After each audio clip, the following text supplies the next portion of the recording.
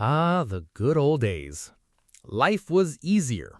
The relationships in every community was more intimate, long before civilization came and ruined everything for us. Every settlement had less than 100 members, where most of the men go out to hunt, while the women stayed back and took care of the children. Back then, we didn't need money. We shared whatever we hunted down amongst the families of the clan, built our homes with materials that were readily available. And when the children grew older, they always had the option to take their new families and move and start their own small clan and watch it grow, and the cycle continues. Then some settlements were in such a wonderful position geographically. They had more than enough natural games to hunt, very good soil for planting. They were close to a good water source like a river or a stream. So places like this naturally attracted more settlers. Then settlements grew from hundreds to thousands of settlers. With the growth of settlements, trading began. Long before money existed, human beings survived through barter, simple exchange. You have something I need, I have something you need. We trade. Seems simple enough. If someone had extra fish and needed grain, they traded with someone who had grain. If someone made tools and needed clothes, they exchanged goods directly. And for small early communities, this system worked reasonably well. But eventually, a huge problem appeared: the double coincidence of wants. This problem changed everything. Imagine you're a farmer with wheat. You want shoes, but the shoemaker doesn't want wheat. He wants meat instead. Now trade becomes difficult. You must first find someone willing to exchange meat for wheat, then trade the meat for shoes. This becomes extremely inefficient very quickly. And as civilizations grew larger, barter became more complicated and frustrating. People needed something universal, something everybody accepted, something that could store value consistently. This is where earliest forms of money began appearing. Now, interestingly, many different societies used different objects as money: shells, salt, livestock, beads, rare stones, even giant carved rocks in some places. Why? Because money only needed one thing: collective trust. If enough people believed an object had value, it could function as money. But over time, civilizations realized certain materials worked better than others, and eventually, precious metals became dominant: gold, silver, copper. These metals had qualities that made them ideal for early money systems. They were durable, portable, difficult to counterfeit, rare enough to maintain value, and divisible into smaller units. This changed human civilization dramatically, because suddenly trade became much easier. Now, instead of carrying around cows or sacks of grain, people could exchange coins representing value. Trade expanded, markets expanded, empires expanded. Money accelerated civilization itself. And honestly, this was one of the biggest turning points in human history. Because once money became standardized, economic systems became far more powerful and complex. Now, let's talk about gold specifically, because gold became incredibly important historically. Not because gold is magically valuable naturally, but because humans collectively believed it was valuable for thousands of years. Gold was rare, beautiful, difficult to destroy, and difficult to find. That rarity created status and trust. Kings stored gold. Empires fought for gold. Entire economies were built around gold reserves. Eventually, gold became deeply connected to power itself. The more gold the kingdom controlled, the stronger it often became economically and politically. And for centuries, gold-backed systems dominated global finance. But transporting large amounts of gold created problems. It was heavy, risky, difficult to move safely over long distances.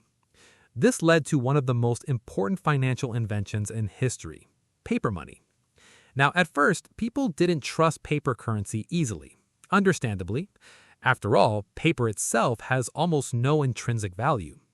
But early paper money worked differently.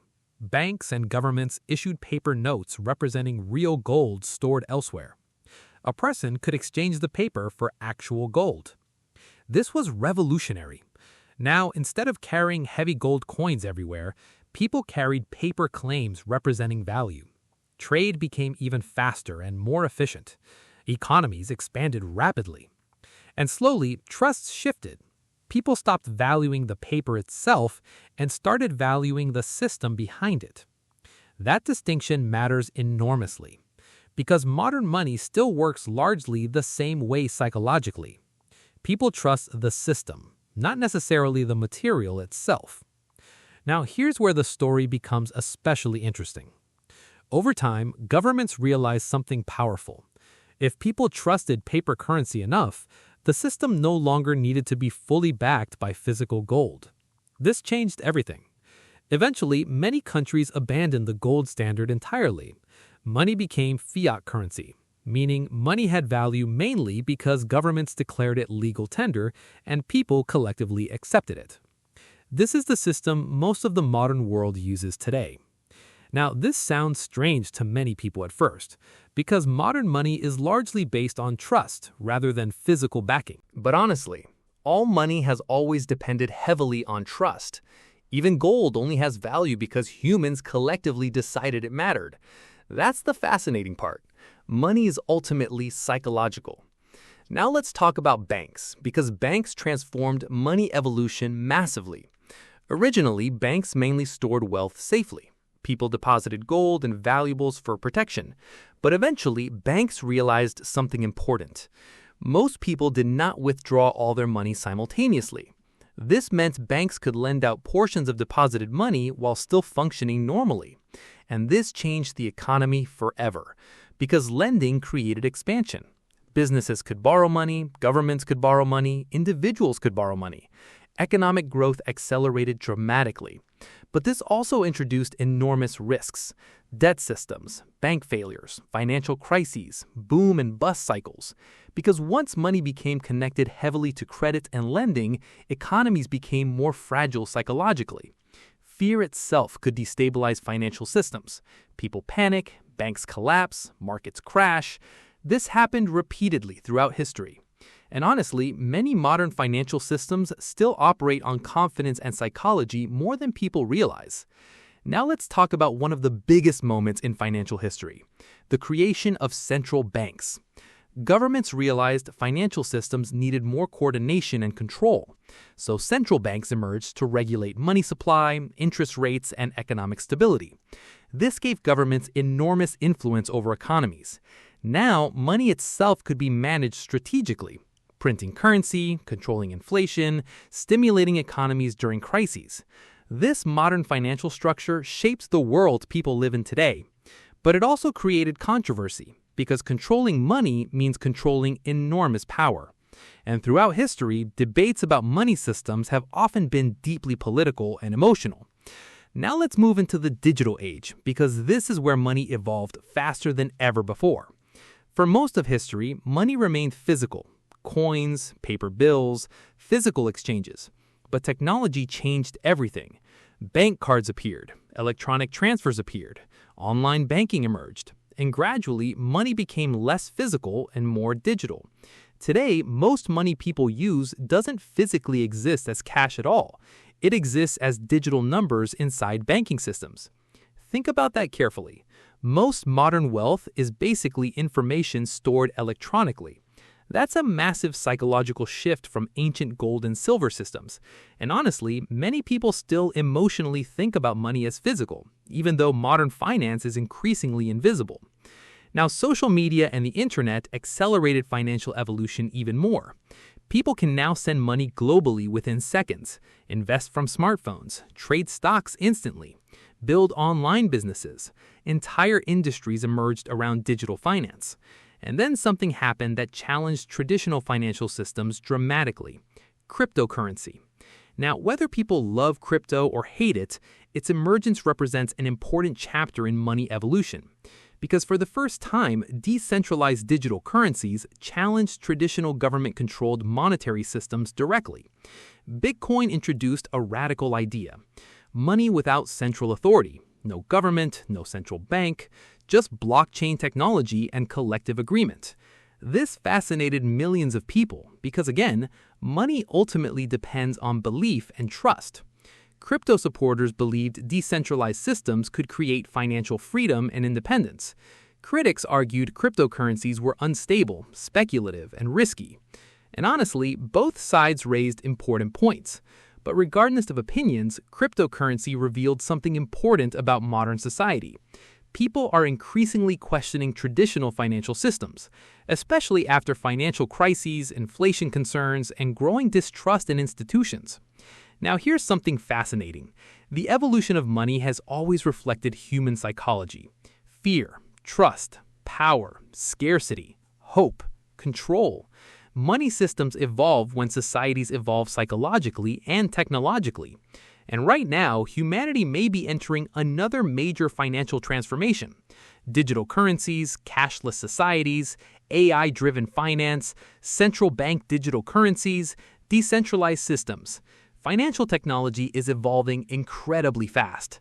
But interestingly, the emotional side of money remains surprisingly ancient. People still fear scarcity, still chase status, still compare wealth, still attach identity to money. Technology changes, human psychology changes much slower.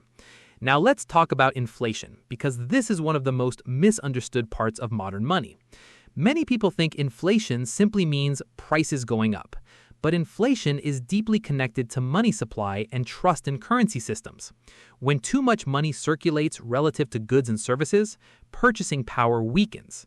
That's why money itself evolved constantly. Governments manage economies carefully, trying to balance growth, stability, and inflation simultaneously. But honestly, no financial system is perfect. Every monetary system throughout history eventually faced challenges. Empires collapsed, currencies failed, economic crises happened repeatedly. And this reveals another important truth. Money systems are human systems, and human systems are imperfect. Now here's perhaps the most important lesson in the entire evolution of money. Money itself is not wealth. That distinction matters enormously. Real wealth is resources, skills, productivity, innovation, ownership, value creation. Money is simply a tool humans created to exchange value more efficiently.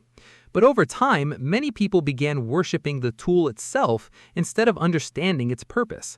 And honestly, this creates enormous confusion in modern society, because people often chase money without understanding what they actually want emotionally underneath: security, freedom, status, peace, recognition.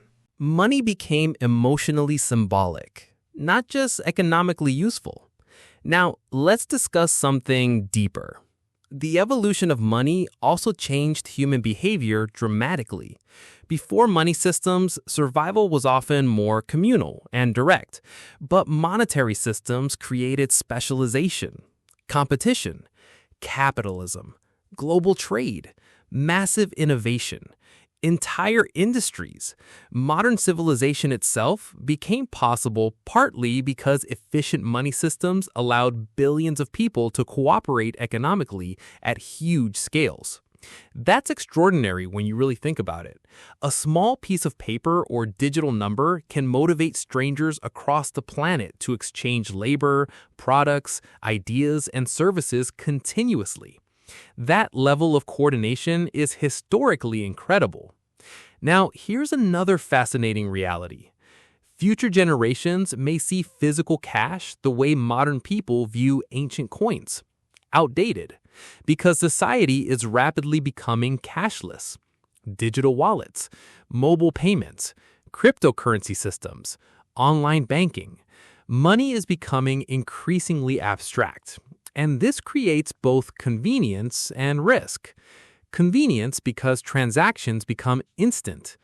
Risk because digital systems create new vulnerabilities: cybersecurity threats, privacy concerns, surveillance concerns, technological dependence. Every evolution of money solves some problems while creating new ones. That pattern has repeated throughout history consistently. And honestly, the future of money may evolve even faster than people expect. Artificial intelligence could transform financial systems. Global digital currencies may emerge.